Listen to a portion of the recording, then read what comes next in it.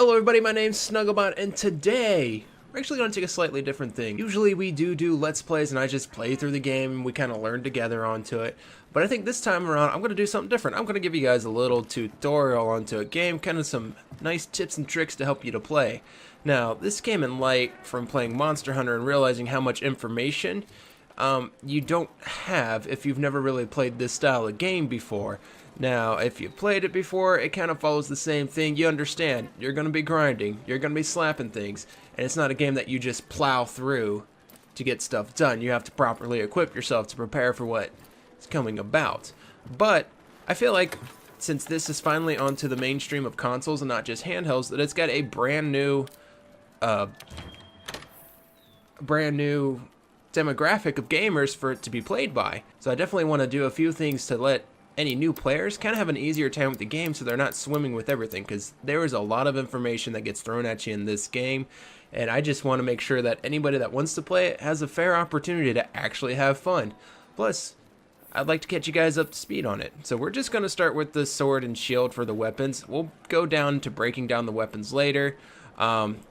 The sword and shield will offer us decent defense to block with, as well as a blade to hit with, so it should be pretty okay. Intro, I already went through the game. Now expect a fair amount of cutscenes, and they're going to teach you basic controls with it, so we're not going to go down into, like, the left stick moves your character. The right stick moves your camera. I'm also not going to worry about all the text that goes through, because you guys are adults and you can take care of things. So, and the ones they deem worth our attention become quests. Thank you. I appreciate that. So I'll come to the canteen when I'm ready, lady. Here. I'm busy talking to people, leader. All right, thank you. Anyway, so the main thing to keep in mind is that this is Asteria. This is your main hub to do things in. It's essentially your town. All right, so you start here, then you go out on your quests. Now, there's two things to keep note here. One is this top right-hand corner. It's telling you what your current story quest is. Very important, very good to keep up. That red icon there, make sure you memorize that, because that's going to be on your map blinking. You can see it down on my map in the bottom left-hand corner. It's doing a little blinker doodad. That's telling me, hey, this is where you got to go for your main quest. Now, secondly, there are exclamation points above people's name and on the map. It might be in some of the areas, so it might be harder to see. Let me move my character a little bit. Yep, see, there you go. All right, these are important because these will open up your optional and or investigation quests for you to do. Now that's hunting. What this world needs is harmony. Or they just have some additional stuff to talk about. It's very important for you to pick up these quests, mainly because it's going to allow you to pretty much get more equipment and make sure that you're properly outputted. Now we'll talk about this more when we come back from the first mission. Make sure that you make friends with this guy. He is your trades good. He is going to be very important later on in the game when you need to start doing more things, such as trapping monsters to get more items. But we'll go into trapping a little bit later.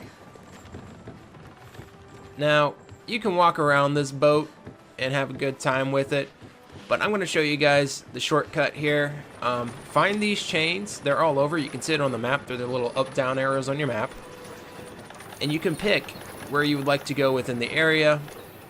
So we know that we need to go to the canteen, so we'll just take this little thing right here. No, load screen straight to the canteen. So I'm going to give you one good tip about the canteen. You can talk to the cat behind the table. He gives you missions. Yeah, I know. It took me like half my gameplay to actually figure out that I could talk to the cat.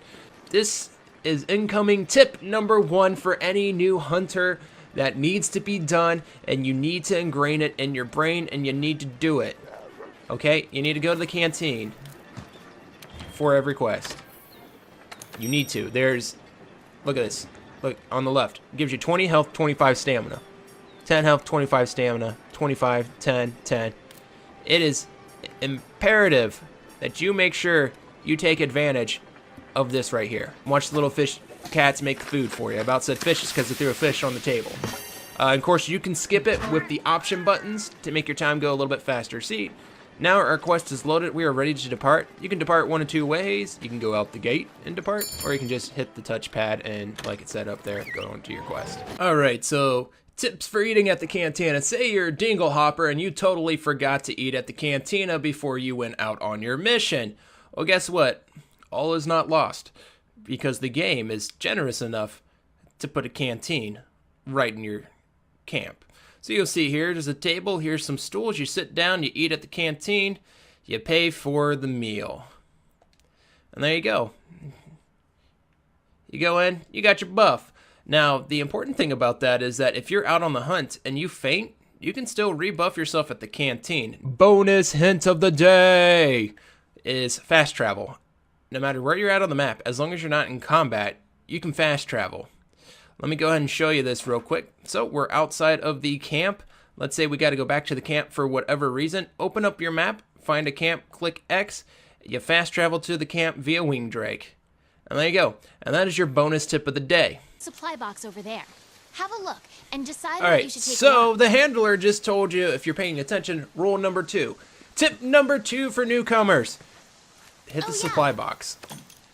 It's very, very important to hit the supply box because it's going to allow you to do lots of things. It gives you free items for the quest. Free items for the quest. So tip number 3 that I'm going to give you guys, it's going to be a little advanced for you, but it's going to be indispensable down the line. Now you noticed in the supply box we got some first aid meds. Well, there's an important thing to do with first aid meds here. If you look into, if you hit options, go into your crafting list, you'll see that there are such things as first aid pluses.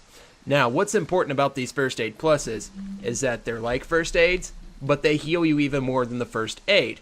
Now, normally what you have to do is you have to go in, you have to craft it with the honey. But I'm going to teach you the best freaking trick that this game introduces. I don't know if it's in the previous games because I only played the other one on the DS, and that was also on the Wii at the same time.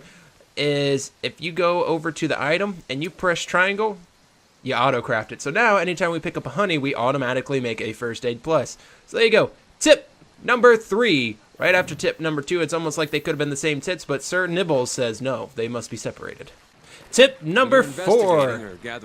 Tip number 4 is very important. So you know you got the buff from the cantina, right? I'll mark gathering sites and monster positions on the wildlife map. One of the things you have to keep in mind is that that gives you HP and stamina. Now, normally, once you get a little bit deeper into the game, every time you eat at the canteen, you're going to have fresh enough materials that you're going to have to eat at the canteen, and you're going to get your full stamina. But as you play through the match, you're going to start losing stamina. Your bar is going to get smaller. And if you're somebody that panic dodges a lot, that could be a problem. So in order to fix that, we're going to go ahead and make a barbecue spit. Now in the bottom right hand corner, you'll see that you have a little item menu. You just click back and forth with the arrow, and left and right arrow, and once you find what you want, you click square. So right here's the barbecue spit, click square. Now I personally am going to give you guys an advanced tip right now. It's going to be useful. So if you hold L1 on your controller, or I guess your left bumper, whatever game you're playing, or whatever it is on the PC. I don't know what it is. I'm sorry, guys. I don't play it on the PC. But you'll see that you have now this right reticle over here that you can use. Well, the nice thing about it is that you can pretty much just select what item you want. So how is this important, you ask? Well, it's important because, 1, you can find your whetstone there, and 1, the barbecue spit's down there well. Now, the trick to it is that you don't let go of L1 to activate your item. You let go of the right stick. Is everything. The color of the meat and the song are clues. 1, 2. Oops. Burnt it. Your timing Okay. is off. So, Guess you need to keep when you're grilling making your the meat, grilling. you have to make sure that you time it properly. Now, if you listen to the song, you can hear it. You can see it turn to that last thing. Usually, you let it rotate 2.5 times, and you take it That 2.25 looks so times. You take it tasty. off, and it's well done. Now, you don't really probably have to worry about cooking meat too often until you get later into the game. Maybe when you're fighting multiple things and you don't feel like going back to eat. Especially if you're using the box, because they give you easy rations. It does the same thing. It increases your, see my stamina bar. See where it increased right there? Alright, this guy's waving us on, so there you go. That's your tip number 4, combined with an advanced tip. Now you'll see, like in the reticle world, we have the ability to grab potions, mega potions. This is going to be your best friend when you are fighting a monster, right? What'll happen is, See, you're running away from a monster. Oh no, monster, he's gonna get me. Okay, I need to heal. Oh no, I'm not on my potions. What do? You just go into your vertical wheel and splat. Now, I'm not gonna do it right now because I don't have any health. So I'm gonna give you tip number 6 right here. Are we on 6? 6 sounds right. Up here in the top left-hand corner is your bar. You know, you got your health, your stamina, and then you also have your weapon sharpness. Once that gets below a certain tier, your weapon's gonna start bouncing off of monsters. In order to fix that, you whip out your whetstone and you sharpen that thing. Now, honestly, I like using the quick select and using the up stick because it just makes it easier down there. But then you get your green back and you start slapping them around again.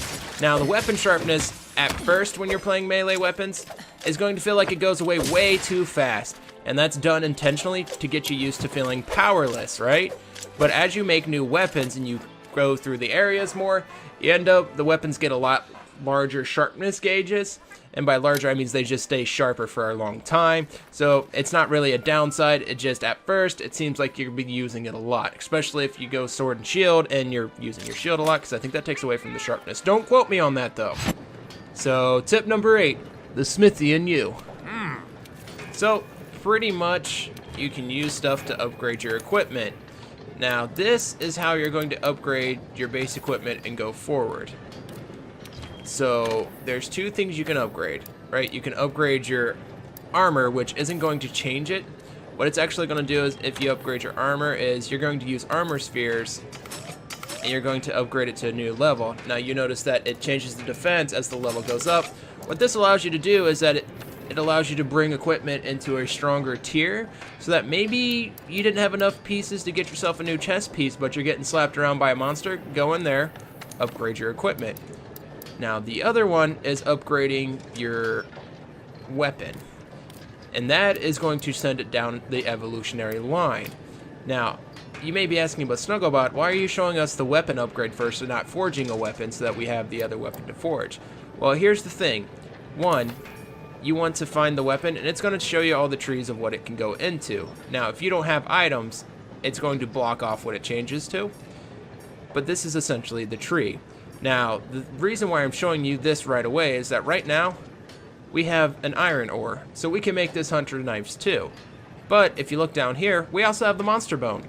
So why can't we make the monster bone S? Well, here's the thing that caused me a lot of confusion, so here you go. Tip number 8.A, subsection, Snugglebot lost his mind the first time he was trying to upgrade a weapon. You click on the weapon that you want to upgrade, and then you click on it within its tier. Now, the nice thing about that is that if you look at the weapon here at the top, and you look right down below it, it tells you what that weapon can upgrade to. So it's not a problem. So what we'll do is we'll go ahead and we'll go to weapons, we'll go to sword and shield. We'll say, yes, we'll take the bone kukri. Kukri? Kukri? He'll forge it in the fires. Now, once again, you can skip this with the option button. Honestly, you can watch it a couple of times, and then you'll kind of be like, okay, whatever. And then we'll go here. Now, we want to get that bone kukri too. We go to the next page with our R1, and we pick the weapon up, and here we go. We can upgrade to it, but we can't because we're out of monster bones, but you'll see how now it is able to be clicked, while this one can't be clicked. So very important, Tip 8 subsection A, click the weapon you want to upgrade, not just the weapon category of that tree. The next thing we can do is something that's very important, and it's going to make your life a lot easier, is say you're looking at this and you're like, oh man, I really do want this weapon though, but I need to get the item. Oh, here comes a sneeze. Never mind, it went away.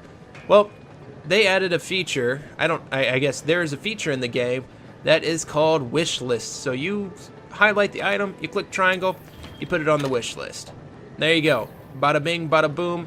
Now when you get the items for it, it's going to tell you in the right hand side of things, it'll come over and say, you've acquired this item for the weapon.